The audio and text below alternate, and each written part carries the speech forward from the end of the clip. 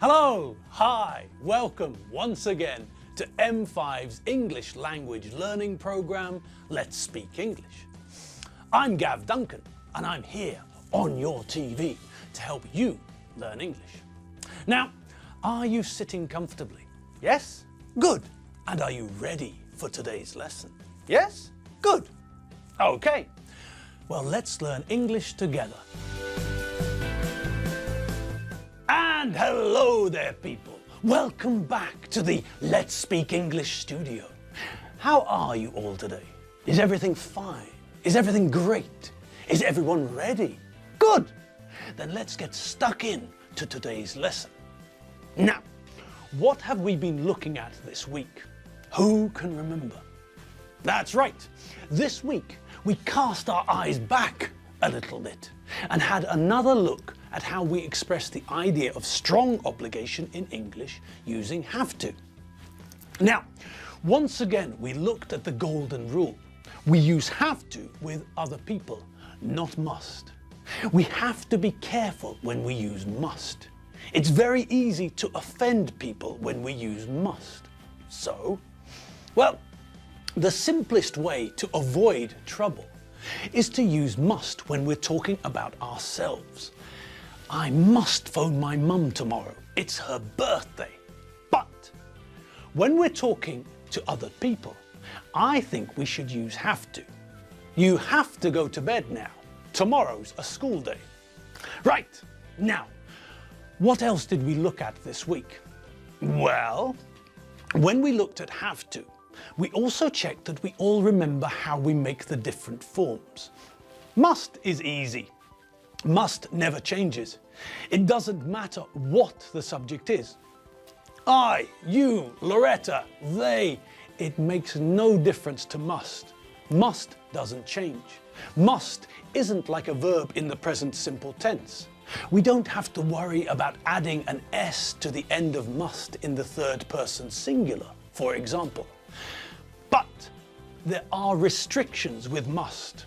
Must, for example, has no past form. So, if we want to talk about extra strong obligation in the past, then we have to use something else, don't we? And what is it that we have to use? Correct. We have to use have to. Now, have to is a little more complex than must. Must is just subject, followed by must, followed by a verb in the infinitive without to. Simple. The negative form of must is also very easy. Subject followed by must not or mustn't, followed by a verb in the infinitive without to.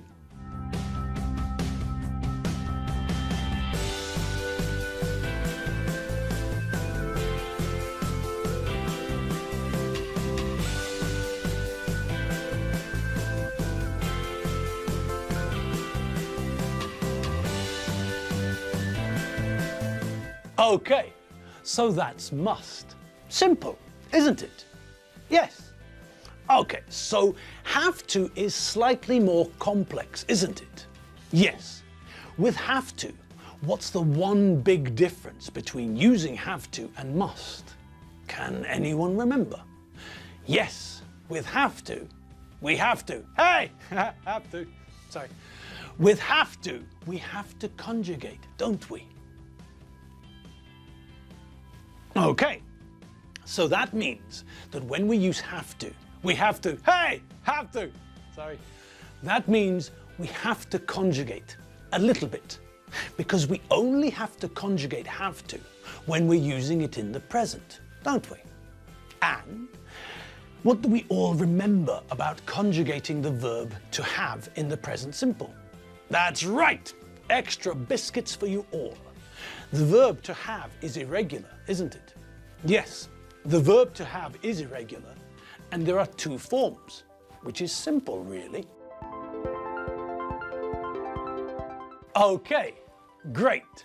So as we can see, and as we all know, all we have to be careful with is the fact that the verb changes in the third person singular. Simple. Now, what about the negative for have to? Who remembers? how do we form the negative with have to? Bingo! We need an auxiliary verb, don't we? Yes. And which auxiliary verb do we need? Good. Yes, we need the verb do to help us. To help us make negatives with have to. And what does that mean? Yes, correct again. That means that we have to conjugate again. But. We have to remember that now, when we're conjugating to make the negative, we have to conjugate the auxiliary verb not have to.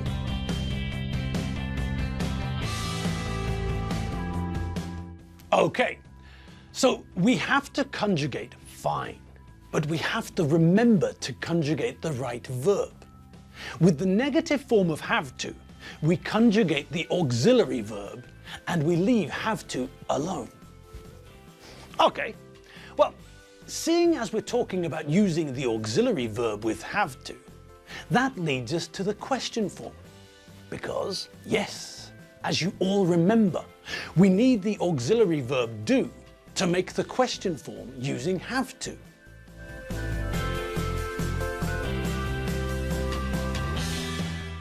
What's the one thing where must and have to become very different in meaning? Does anyone remember? Yes! Well done. The only place where the meaning changes is when we look at the negative forms for have to and must. When we make the negative form of must, we get the mirror opposite of must. If we use must, it means that if you don't do something, then you're in trouble. And if we add not to must, then we get the opposite idea. Now, if you don't do something, then you'll be in trouble, like Neil. Listen, Neil, you better get all this cleared up before the first guests arrive, or you're into rubble. You're into rubble. Okay, so now let's think about what happens when we think about the same idea with have to. When we use have to in the positive form, then it means the same as must in the positive. If you don't do something, then you're in trouble.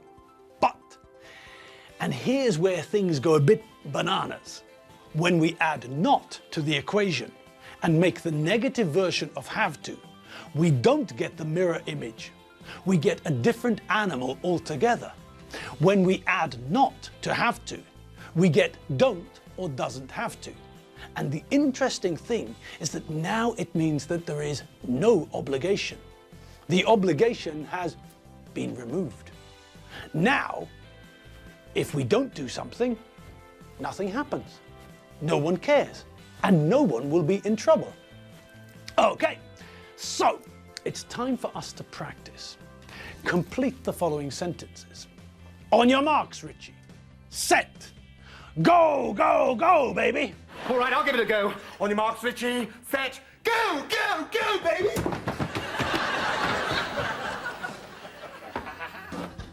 Have a look at the first one as an example. Number 1. Gordon, you turn off your car engine when you're filling up at a petrol station. Okay, so what do we think? Well, that one is a pretty aggressive sentence. Gordon is doing something dangerous. He's trying to fill his car up, and he hasn't turned the engine off. The car engine is still running. So, because the situation is full of drama and panic, I think the correct answer is must. Gordon, you must turn off your car engine when you're filling up at a petrol station. Okay. And on we go. 2. We, negative, ring the doorbell. I've got a key. 3. You, negative, check for a gas leak with a cigarette lighter. 4. You, negative, clean the windows. I bought a window cleaning robot. 5. The Queen is allergic to potatoes. If she eats just one potato, she'll die. The chef, negative, put any potatoes in the salad. 6. My parents went to the cinema tonight. I, look after my younger brother and sister. 7. My father is as old as the hills. He has enough money, so he negative work, but he still has a job.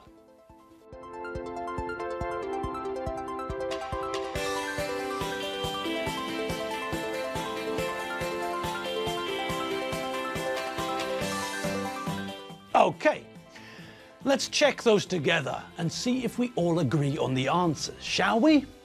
Okay, we know that number 1 uses must. It's an aggressive sentence, filled with panic. Imagine the scene. You're sitting in the passenger seat of Gordon Taylor's car at a petrol station. And Gordon got out of the car and started to fill the petrol tank with petrol, and then you notice that the ignition key is in the ignition and the engine is running. So you're angry with Gordon. He's doing something stupid and dangerous. The natural thing to do is to shout at him aggressively and use must. Okay, number 2. Now we can see that this one also involves a negative. And look at the sentence. We're telling someone that something's not necessary. They can ring the doorbell if they want, but there's no need. I have a key. Ringing the doorbell is unnecessary. Okay, so we're going to use don't have to. We don't have to ring the doorbell. I've got a key. Great! Number 3. Okay. Now with number 3, we're back in stupidity land. We can smell gas in the flat. And someone suggested that we try to find the gas leak with a cigarette lighter. This is obviously an incredibly stupid idea, an incredibly dangerous idea. So we're reacting in an angry, aggressive way. We're using must, but the negative form. You mustn't check for a gas leak with a cigarette lighter. You could destroy half the street, you fool! Okay, number 4. Now, with this one, we have to look at the end of the sentence to see the logic. I bought a window cleaning robot.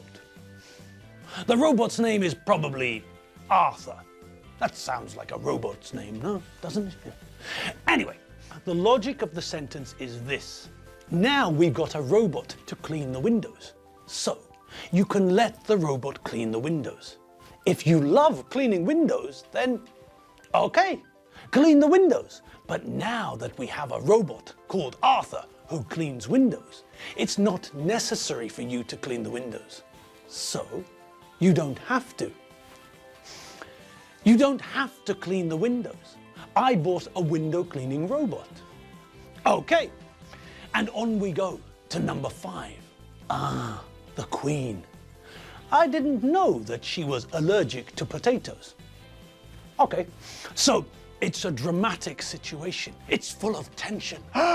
You want to make sure that no potatoes, not a single potato, not even a tiny bit of potato gets into the Queen's salad. If she eats just one potato, she'll die.